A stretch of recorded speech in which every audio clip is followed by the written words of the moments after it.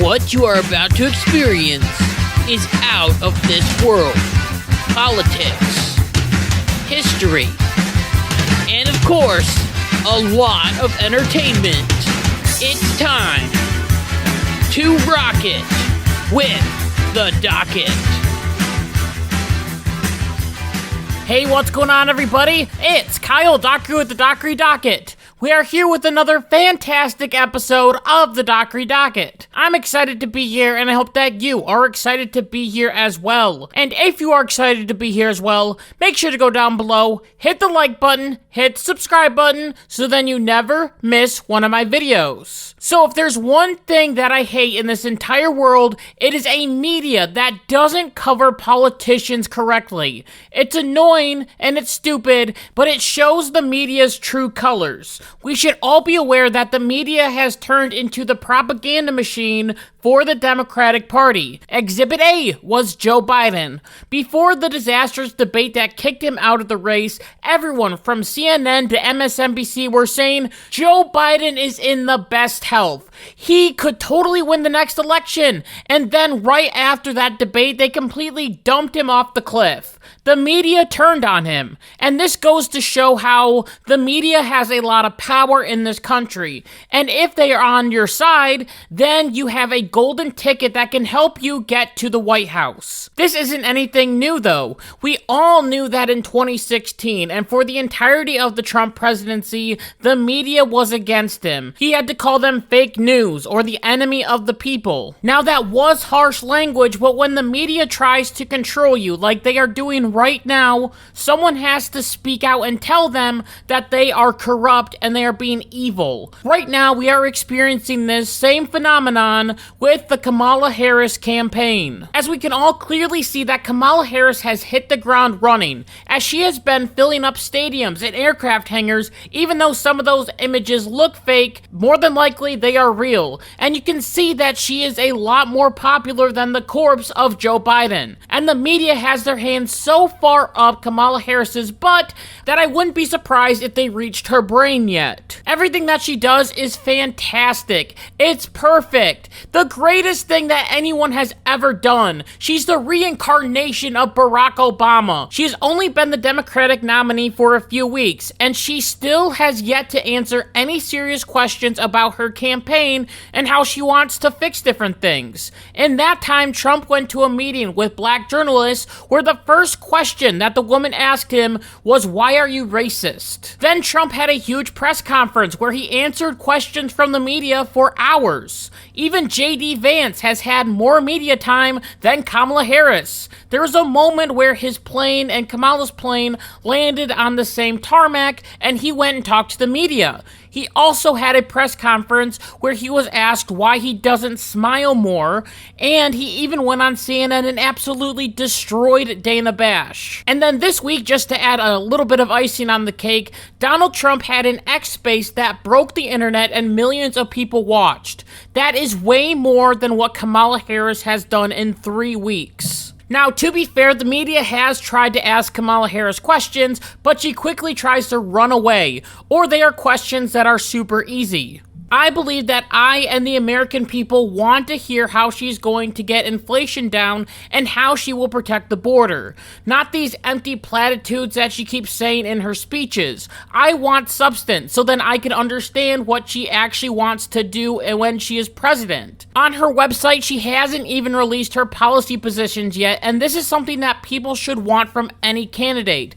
But instead, the media tries to protect her and claim that she is just the greatest thing ever, when, as we discussed last week, she isn't. She isn't a moderate, she is a radical, and needs to be stopped. Now, speaking of moderates, Kamala Harris had to pick her VP. Now, I know that you know that she picked Tim Walz, but this choice, ever since she made it, just didn't make any sense to me. In this election, all that Trump has to do is win Pennsylvania and Georgia, and he gets to 270. So why wouldn't Kamala Harris pick the very popular governor of Pennsylvania in Josh Shapiro? Kamala could have made it harder for Donald Trump to win the election, but instead she picked some random guy from Minnesota that isn't even a swing state. The reason is simple. Josh Shapiro is Jewish, and if she picked him, then the pro-Palestine crowd in the Democratic Party would have burned down the convention center. So Harris had to appeal to this base, and it looks like this could be an opening for Donald Trump to get more Jewish votes and also have a bigger possibility to win the state of Pennsylvania. This is just a stupid move by Harris. It's like picking Chris Humphries over LeBron James, and it is all because of a man's religion. It was sad to watch Shapiro try and backtrack and claim that all that he believed in back in the day has all changed. As in the past, Josh Shapiro wrote a paper for his college newspaper that claimed that there would never be peace in the Middle East if there was a two-state solution. He also described himself as a Jew and a past volunteer in the Israeli army, which is a big no-no for these radical Palestinian supporters in the Democratic Party. He backtracked all of this by claiming that, well, he was only 20 years old at the time, and now his views have changed. However, the media and the Palestinians got mad at Shapiro for calling the college protesters anti-Semitic, even though they were kind of being anti-Semitic. However, the media had to be on Harris's side and claimed that him being Jewish had nothing to do with the VP pick. Nothing to do with it at all. Take a look at this. Tim Walz also spoke conciliatorily towards those people. He said, look, that uncommitted vote is significant and those people should be heard. So having that kind of response, I think, is probably more of an open door to the parts of the party that have been very frustrated with the Democrats. So, but just to one point on the Gaza war, Shapiro has the same position on Israel that Governor Walz, that Senator Kelly has. He's actually been more critical of Netanyahu than the other two, but he is Jewish. And he's also the face of the crackdown on the protests, right? He spoke very vehemently about those campus protests as being anti-Semitic. Not all of them. The ones that were anti-Semitic he criticized as being anti-Semitic. But he was out front on the issue. So I'm wondering if that's the kind of thing that, again, for the activist wing of the party, sure, absolutely, they felt was a slap in the face. I mean, good for Jake Tapper for calling this out and pointing out that it is because he was a Jewish man that he wasn't picked. Now, the pick of Tim Walz just shows the Democrats' true colors. They are anti-Semitic and care more about the minority of people that support Gaza in the Israel war, and they have become radical. As picking Tim Walz doesn't make the ticket more moderate, it takes it further left. But of course, the media had to quickly come out and claim that Tim Walz was a great moderate guy. Oh my goodness, this guy is so great and he is so moderate. Did you know that he likes to go and shoot guns?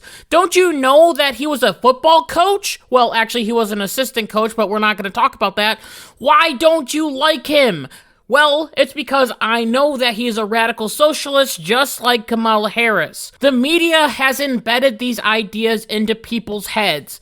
And I even experienced it on Facebook, as I posted a Seinfeld meme where I put Tim Walz's head on another guy's head, and it said, "I am not ashamed of my radicalism." Then Jerry says, "That's the problem. You should be." There were two people that commented that he offered free lunches to children in school, and that he was a moderate and Republicans should love him. Now, fair warning, if those people are listening, I want you to know that I respect your opinion, and this is not meant to make fun of you, as everyone has their own opinions, and that's what makes this country great. It just went to show how the Democratic propaganda has been working. Yes, Tim Walz signed a bill that would give students free lunches, which is an absolutely great thing, but that is not the only thing that he has done as governor, and this is what the media is trying to hide. He was backed by Bernie Sanders, who I believe is a straight-up communist, who is not moderate. He also signed an abortion bill into law, and it was rushed so fast that the bill left no restrictions on abortion at any stage in pregnancy, which isn't very moderate. He signed an executive order that reaffirmed the right to gender-affirming care in Minnesota, aka cutting off kids' healthy genitals, which of course is not very moderate. He signed a bill making sure that schools put tampon machines in the boys' bathroom. Along with that, he signed a law that made unauthorized immigrants eligible for a driver's license, which means that there is a chance that illegal immigrants could start voting in our elections, which is wrong and is not moderate. We also can't deny that as the governor of Minnesota, Tim Walz literally let the biggest city in his state burn to the ground for racial justice. During that time, hundreds of thousands of businesses were destroyed, and lives were destroyed. People died. And the biggest stores like Target, Walgreens, Cup Foods, and others were able to come back. However, some restaurants and retail chains decided to just leave, and the small mom and pop shops were sunk as they had no federal money to help them. With no businesses in the city, people stopped spending money, which hurts the city, and the governor, Tim Walz, let all of this happen. And the mayor of Minneapolis tried to get Tim Walz to send in the National Guard, but he ignored him. The man is a radical that needs to be stopped, just like Kamala Harris. And now during this time of all these riots and mostly peaceful protests, COVID was going around, and Tim Walz, just like other Democratic governors, turned into radical dictators. He took it a little bit too far, promoting a COVID hotline so people could snitch on their neighbors. Which is ironic because at a rally, Walz said that Democrats were all about minding their own business. Well, I guess that was a lie. This hotline was used, and Walz instructed police to merely issue citations to people caught violating stay-at-home orders. He also maintained the right via executive action to issue $1,000 fines and send violators to jail for 90 days. He also, of course, just like in Michigan and New York, let old people that were sick go back into nursing homes, which spread COVID more. As Walz claimed, it was not a mistake to release sick people back into nursing homes. This statement alone reflects poor enough judgment to disqualify him from the pursuit of higher office, but the media will continue to defend him and Kamala Harris until they are blue in the face. All of this should be discussed with Walz.